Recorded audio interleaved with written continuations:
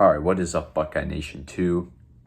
And today I will be giving you my record predictions for this upcoming 2025 MLB season, specifically for the AL East. I just want to be able to give a pretty in-depth explanation as to why I'm giving each team their record and why I think they'll get that record, and what I think about their team, which is why I'm breaking it down based on their league and the division, so I can give that in-depth review. But this is season overall. It's going to be very interesting for a lot of these MLB teams just across the league. You had a lot of teams who downgraded, a lot of teams who upgraded, a lot of teams just staying neutral. So you'll see my predictions, and I'm excited for another season of baseball. Let's get into it. All right, guys, the first team I'm going to talk about from the AL East is who I think will not only win the AL East, but the American League in general. It's a bit of a hot take, but give me them Boston Red Sox. I know they've not been to the playoffs since, I think, 2021, but guess what? I do not care. The AL East is totally up for grabs for anyone this year, and the AL Central is pretty weak still. I mean, you got some young rising teams there, but they aren't fully solidified, and the AL West might be even weaker. Who knows? But I think that the Boston Red Sox can totally take control of not only the AL East, but the AL in general. They have such a great team. They have many great young prospects in Roman Anthony, Marcelo Mayer, Christian Campbell. They're all great, and along with that, they added Alex Bregman and they added Garrett Crochet. They also just have good young players who are already on the roster. I mean, Connor Wongy's okay at catcher, but they have a nice young first baseman in Tristan Casas. They don't know if they're going to put Bregman at second or whatnot, but you plug in Christian Campbell there. Ceddanne Rafaela, he can play infield or outfield. He's a great young player. Devers is already amazing. We don't know if he's going to just play third or DH. He could do both. Jarren Duran's great. Willie Abreu is solid. They have Matasaka Yoshida. And the pitching rotation is much better than what it's been. I mentioned Garrett Crochet. They have Tanner Houck, Walker Buehler. I know Lucas Giolito and Brian Bayo are hurt right now, but they should be back soon. They do also have Cutter Crawford. He's a decent starter. They can also start Garrett Whitlock. I don't know who else they have at starter, but I think they'll figure it out. Bullpen is the only concern that the Red Sox have. I mean, they do have Liam Hendricks and Aroldis Chapman, which is a solid back end, but they don't have too much depth. But I bet they can make moves at the deadline. They can definitely be buyers. And overall, I think the Red Sox will have an amazing year this year.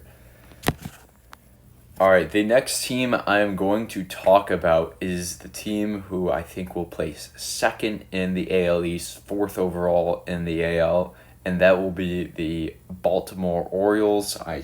They look like they're building a nice young empire. I know the pitching looks weak, and they did downgrade on that, but they still have Zach Eflin, who is a decent pitcher. They've got Grayson Rodriguez. I know he's injured right now, but when he comes back, he'll be good.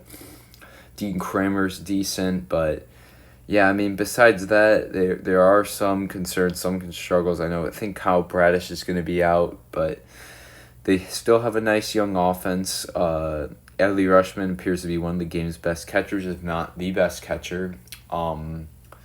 They have Ryan O'Hearn and Ryan Mountcastle are decent players. They have Jackson Holliday. I know he was a little disappointing in his rookie season, but I definitely think that he can improve this year, and I think he will definitely be better. Gunnar Henderson looks to be amazing. Jordan Westburg is one of the most underrated players in the game. He is a great player. I know they lost Anthony Santander, but they do have faith in Colton Cowser that he can take over and be a solid player. They added Tyler O'Neill, who will provide some good power, even though he does tend to get hurt a bit. When he is healthy, he'll give the Orioles some power, which could help him win a couple games. Cedric Mullins has been on the decline, but He is still a decent player, and I know I did forget to mention that they did add Charlie Morton. I know, again, he is on the decline as well, but the thing with him is he does have experience. I think he'll be solid. And overall, the Orioles will be solid. And they also have a pretty good bullpen. So, yeah, I think the Orioles will place second in the AL East with a record of 89-73. All right, the next team that I'm going to talk about, this is a bit of a hot take based on their roster and paper, but I will explain why. The team that I have placing third in the AL East and just sneaking into that AL wildcard spot at that last spot, the 6th seed, I have the Tampa Bay Rays going 76 and... Actually, just kidding. They are going 86-76. Pardon me. But... the Rays are going to be much better. They were extremely injury riddled last year. They still had young guys. They were just kind of confused trying to figure everything out. But let me tell you, do not sleep on the Rays. They are one of the best run organizations in the entire league. They have analytical nerds running that team, and they just know how to run a team, and they do very well, which results in the Rays, always being, average to above average. I mean, I know they haven't made that true leap yet, but I still think that the Rays will definitely improve. They're getting Shane McClanahan back, fully healthy Drew Rasmussen. They have Taj Bradley, who appears to be a good pitcher. Shane Baz, they'll have a fully healthy version of him. And Ryan Pepiot, who's a solid pitcher. That is a solid starting five you got right there. The Rays also have a very good bullpen. They always tend to have a great bullpen. The batting, I know, looks kind of mid on paper, but they do have some solid guys batting. They have that prospect Carson Williams. I watched him at Spring Breakout this past, I think it was Thursday. He appears that he could be good. Junior Caminario could be a solid young third baseman. I think also who is it? Yandy Diaz. He's a solid bet, but I mean, if the Rays don't do well, they'll trade him. But I mean, I'm predicting they'll do well, so I think they'll keep him. They'll stick with him. Josh Lau is a solid outfielder. Brandon Lau is a decent player. I mean, overall, the Rays, even though on paper they do not look good, they look like they're going to be atrocious. I think that it does not matter what skill they have on paper. I think they just run that team very well, the management, and which will result in them sneaking into the playoff. All right, this one is a bit of a hot take. It might make some of my subscribers mad because I know they're Yankees fans.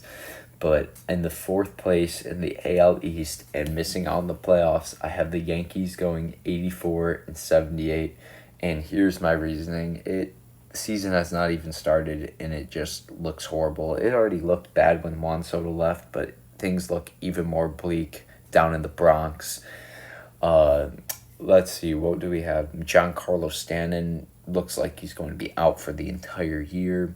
Luis Gil is going to be out for 3 months. And worst of all, Garrett Cole, their best starting pitcher, is going to be out the entire year and part of 2026. It looks to be a disaster. For a team that already was weak without Juan Soto, it has just gotten much more weaker. I mean, I guess some bright spots are Austin Wells looks to be a solid young catcher. Aaron Judge is still going to be Aaron Judge. The only worries you have with Aaron Judge are the injury problems, but if he's able to stay healthy, you're going to get some amazing production from him, at least in the regular season. Playoffs, that's another story. Jason Dominguez looks like he could be a solid young piece, but yeah, overall, the Yankees, Jazz Chisholm, he's just an egomaniac. He's just more focused on his outfits and his drip rather than playing the game well. Anthony Volpe, he's the most mid player in MLB. We were told that he was about to be the next Derek Jeter. That's clearly not happened. Correct me if I'm wrong. I cannot think of who is playing second base for the Yankees. I actually honestly have no clue who is. Cody Bellinger, I know that was a decent addition, but let's be real here. He is just, He's just not the same player as he was in his MVP years. Trying to think who else there is on the Yankees. I mean, it's just pretty bleak. I mean, starting pitching, they got Max Fried. He's a good pitcher if he can stay healthy, but the problem is he has just had an injury-riddled past. Carlos Rodon has not been the same player since he joined the Yankees. Clark Schmidt is just not established, really. Marcus Stroman's just a train wreck, and just I don't know who else they have for that rotation. Their bullpen's solid, I'll give them that. And adding Devin Williams, he's a great closer. Luke Weaver's a setup man. That's great for them.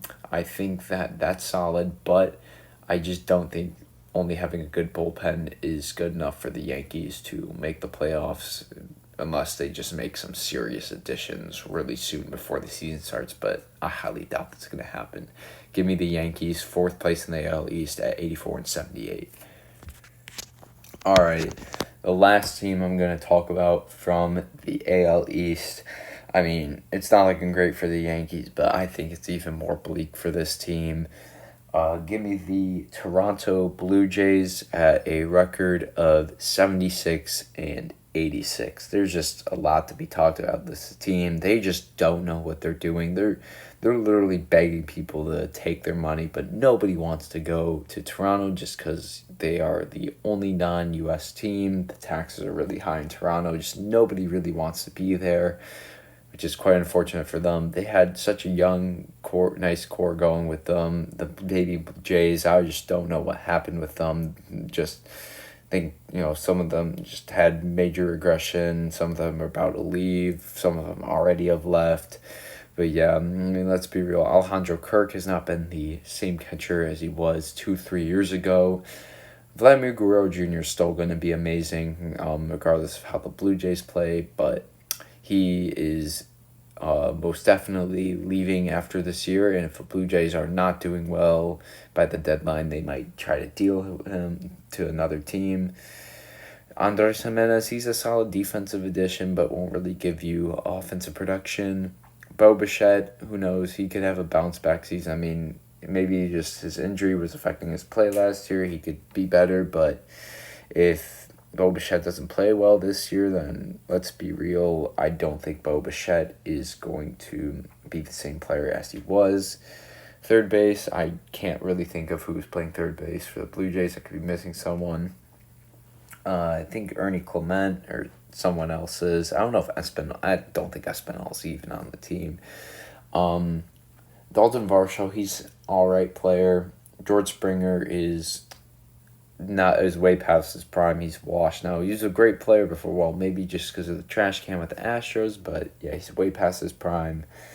Anthony Santander, he'll be good, but I just don't think it's enough to really help the Blue Jays. But he can provide great power. Pitching, they literally have a retirement home for their starting pitching rotation. Jose Barrios, Max Scherzer, Chris Bassett, Kevin Gausman, just all old and way past their primes. Bowden Francis could be a bright spot. I think he could be a solid pitcher.